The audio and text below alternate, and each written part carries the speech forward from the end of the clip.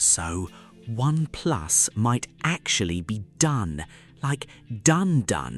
And I know we've been saying OnePlus is in trouble for a while now, but this time it actually feels real, because something just happened that nobody was expecting. OnePlus and Realme have officially merged. Yeah, two completely separate phone brands, now basically one thing. Same team, same marketing, same everything. And if you're a OnePlus fan, I need you to really sit with that for a second, because this is a big deal. Okay, so let me break this down simply.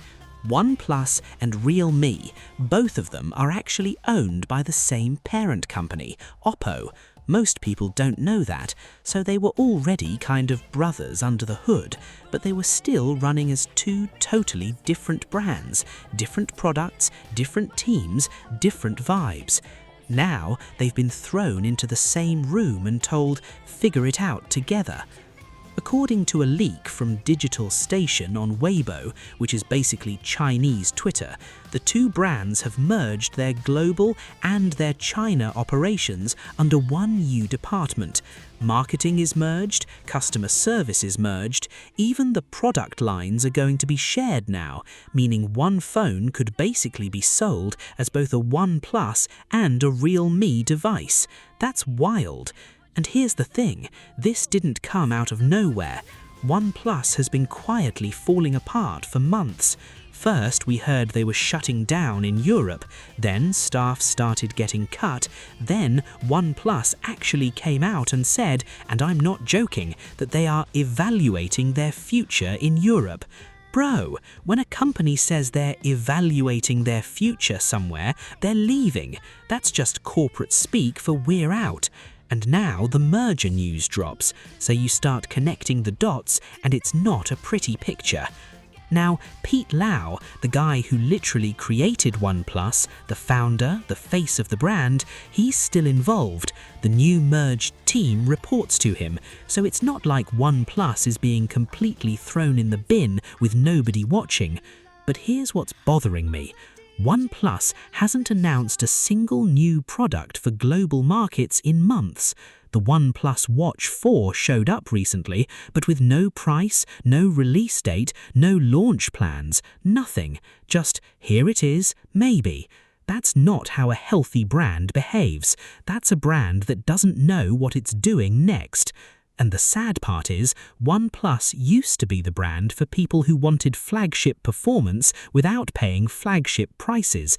The whole never settle thing wasn't just a slogan, people actually believed in it.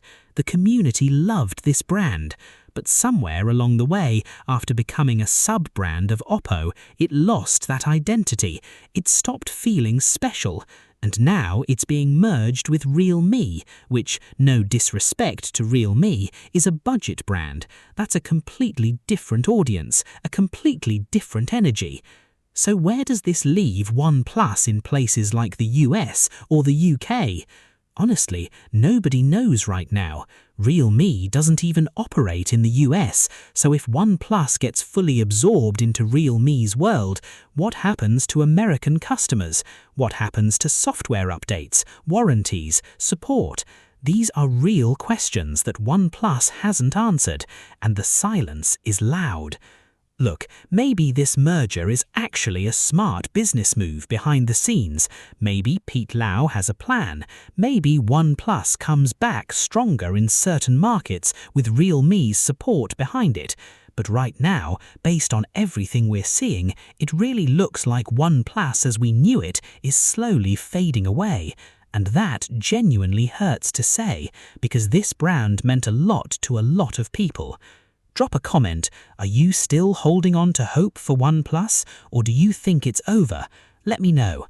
And if you've been a OnePlus user, I really want to hear your story.